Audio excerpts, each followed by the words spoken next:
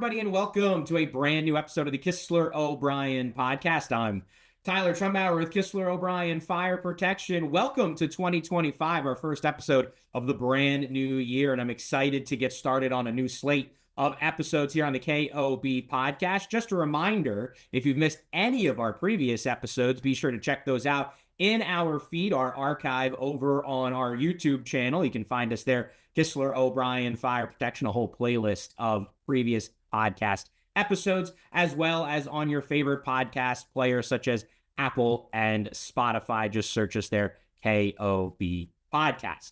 To today and our episode today, excited to be talking to a guest from outside the Kistler O'Brien team, as I'm welcoming our guest here today, Josh McDonald of the AFSA, joining us here today to talk a little bit about the fire protection industry and some exciting developments he's got here in 2025. It's like 2.5 weeks old, and this man has been working with a lot of exciting announcements here in the new year. Josh, thanks so much for joining us here on the KOB podcast. I really appreciate it. Thank you, Tyler. So let's first by set the table a little bit here. Tell me a little bit about yourself, your current role. I know you've done a couple of different things within that organization, but your experience in the life safety industry goes much longer into your professional experience. So kind of just let the audience know a little bit about you and your specialties here in fire protection. For sure. So I've been, I guess, with AFSA 3 years now. It's a director. Current role is director of operation training. We have a hands-on lab that we've been working on the last about year and a half, and that's kind of our concentration is to tie in new programs and that hands-on lab opportunity. Been a lot of fun, a lot of committee work as well as technical reviews. So our members call in and get some technical help from our amazing team here in the engineering technical services. Prior to that, I was actually at a manufacturer's role at a research and development location for a sprinkler manufacturer. Got to do a lot of technical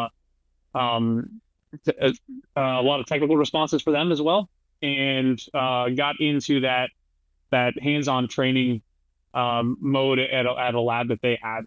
So a lot of research and development and product support. A lot of fun interacting with the end users of that equipment. Before that, I was actually in the risk engineering world, the insurance side, and went to school at Oklahoma State University, got a master's in undergrad for fire protection there.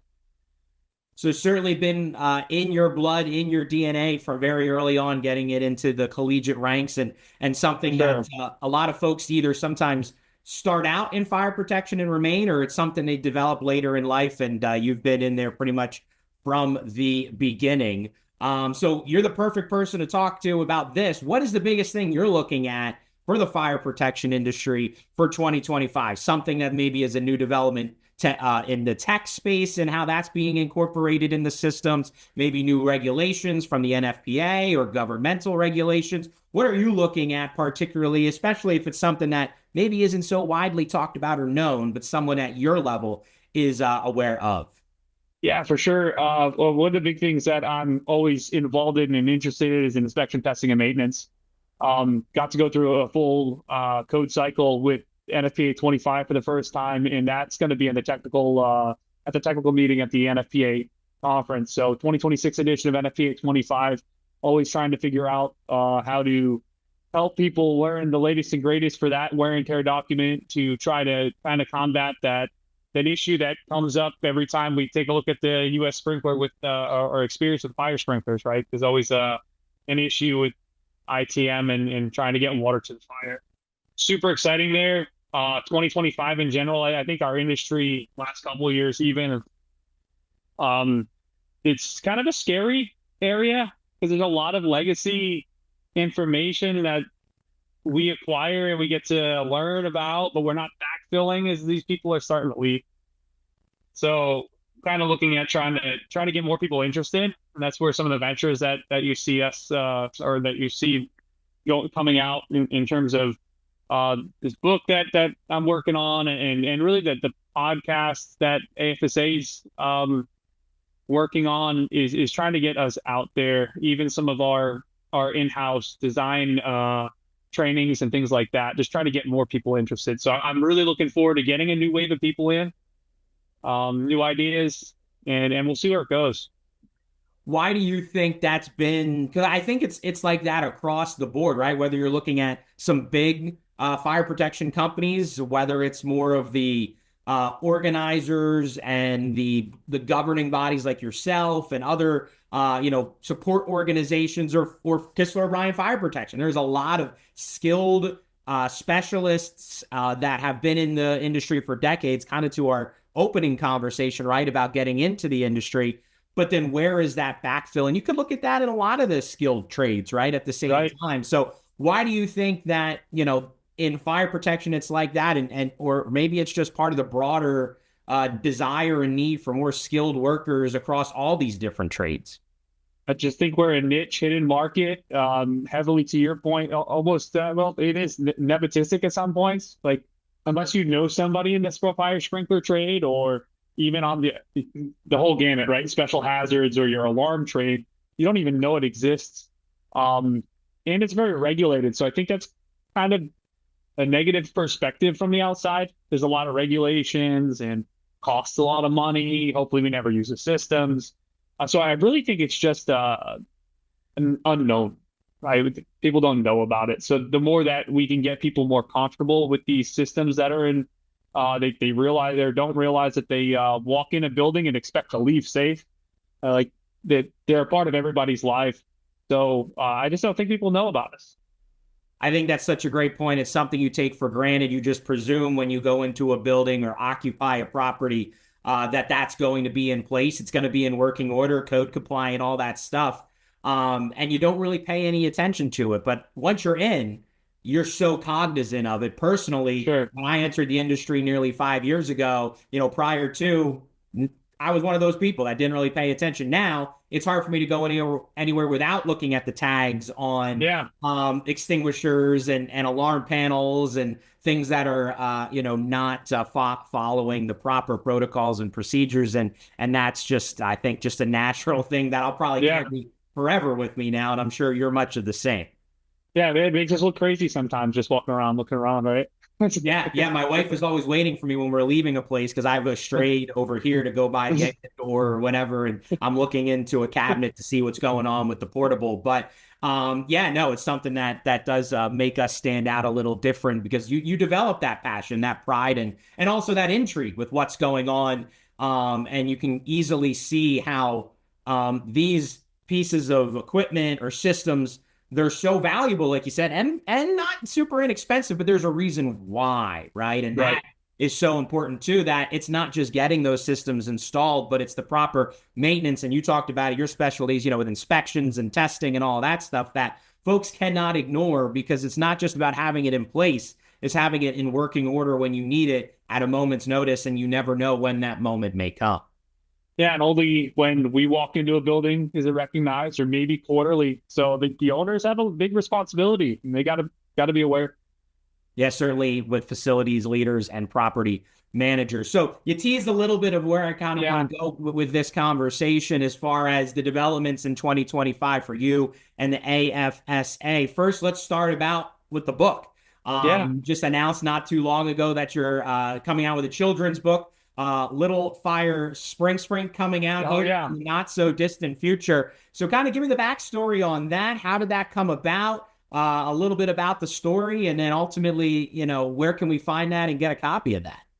For sure. So it should be out hopefully by the time this launches. I'm actually waiting on the first proof. So this concept's kind of been in my mind personally for a while. I've had my notes on my phone for a while, just kind of plugging along at it, and as I started talking to more people, there's more of an interest that seems to start working with, of course, at high school level, and starting to bring programs like ours into the high school level, or just trying to get interest from anybody in those technical schools. And then it starts going a little bit deeper when you start talking to people. It's like, well, nobody really understands. And I've been fortunate enough to have three of my own children, and I know that bedtime is a great time for everybody, right? You're ramping up and getting snacks. Kids love that.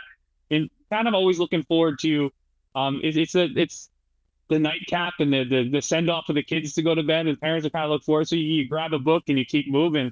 And I've got two boys and I've got a little girl, and there's all of these cool things that are driven by a lot of other jobs. So I started looking at it, the construction industry. Every, I don't know, 3 to 6 year old boy can tell you why a front end loader is amazing, why it's great. And I looked around and there's a few really good books on the market that are safety oriented, but there wasn't one that kind of made the sprinkler the star. So, and that's kind of where this stemmed from. I got in touch with a really good illustrator, and it's really to highlight and be a book that the parent can learn with, as well as they get into their early stages, they can start to learn some of the bigger jargon, of course, in our industry. Has a good little definitions page on the back end, but to get them to start to notice what where this equipment is, what it does for us, how does it work, and maybe start keeping an eye out as they're at a young age, and maybe start to develop some interest as they get into tech. Really where it came from. Yeah, we were just talking about the recruiting of the younger generation. I mean, you're going right from the start there and really kind of setting the foundation for it. Just getting the exposure to, like you said, the definitions, the terms, the keywords. I mean, just kind of planting those seeds at bedtime from now and again could pay off with piquing interest in different people. So I love the idea. Well, I really appreciate it. If it's one person, in my opinion, it's worth the investment and the time. So it's all we're looking for is one kid to spark some interest. And I love that it's the fire sprinkler as well, considering, everybody usually thinks extinguishers when you think about that. I would probably argue that sprinklers number 2, but that's because of the bad reputation it gets in Hollywood with how they think it operates. So maybe your next book in the volume could be teaching them how it truly works, and is not what you're going to see on TV. Actually, we're going to teach you what it is here at bedtime. Yeah, there's some of that. There's some of that in this one. So there's so many different paths, and I'm hoping that it goes just a little bit, just enough to keep it going. That way, there's so many routes that we can try to get these little minds going. Certainly, that's great. And as you said, going to be available. Is that Amazon? Kind of anywhere you get your books online, and folks can check that out there. Yeah, so it's starting off on it's a self-published book. So it's an Amazon. It'll be on Amazon primarily for now. So if you go on Amazon and type in Little Fire Spring should pop right up for you on posting date, hopefully sometime next week.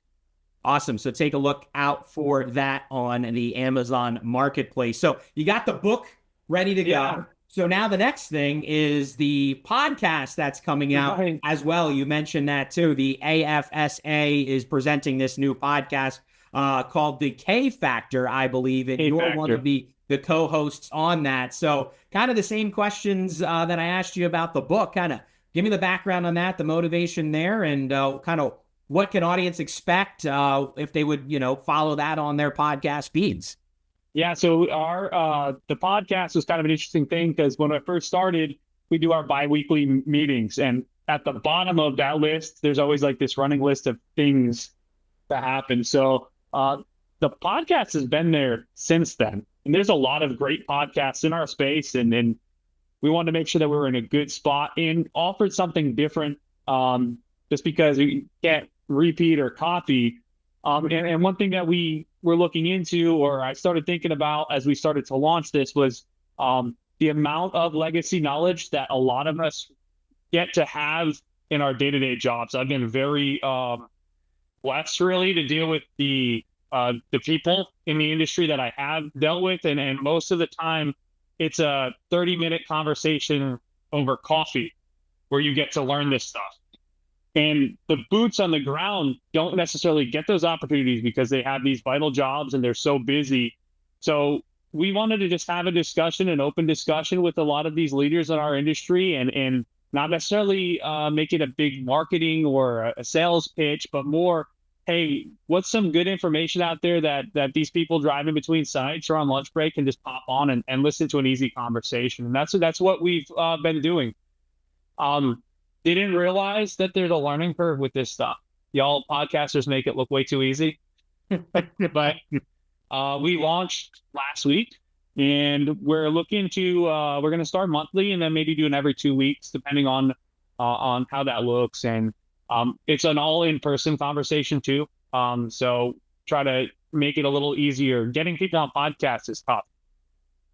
You're telling me, absolutely. Yeah. But that's awesome, though. Love to have another podcast in the space. I think yours with more of that educational angle and just having kind of that coffee chat is huge. But yeah, definitely has hurdles that folks may not think about when you just watch the finished product, you know, on YouTube or listen to it on podcast platforms. But yeah, no, I mean, if you can get a good cadence, you can get some good hosts, and I know you have some co-hosts as well that I'm sure will help you with production. You know, as a team effort, I'm sure you'll be able to put out some great content.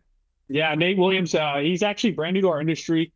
He's our producer of the podcast. He's done some streaming in the past, so he's very familiar with the equipment. Nice to get that perspective because he's brand new to the industry, right? So he gets to chime in, ask some questions that I don't think about. And then we got Eric Andreessen is a member of our technical training staff, and he's kind of the fact checker. Also tunes in with some of his knowledge, but we've got the screen up, and it's like rather than say, oh, in NFPA 25 it says this, we can pull it up and have that deep dive if we need to. And that's huge to you know, get that in the moment and be able to add that context to your conversation. So you said a couple of episodes already out there. Where's that? Amazon Music, Apple, all the usual spots, I imagine. Yeah, or on our website, firesprinkler.org /podcast, and you can see those as they release.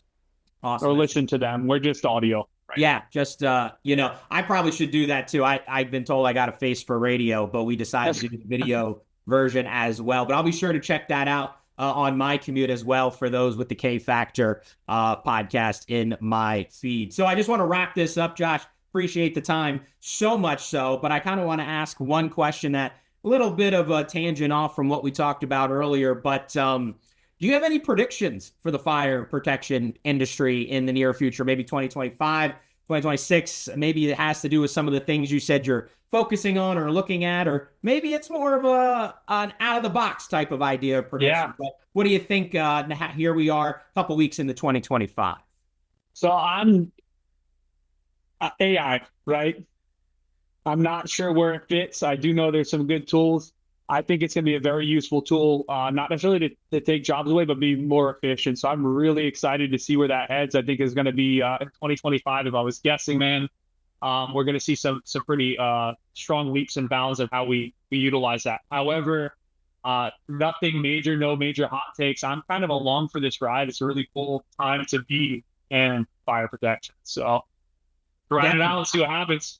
Sure. No, I think that's a great prediction. I think AI is going to make its mark in a lot of different industries and different departments within those industries.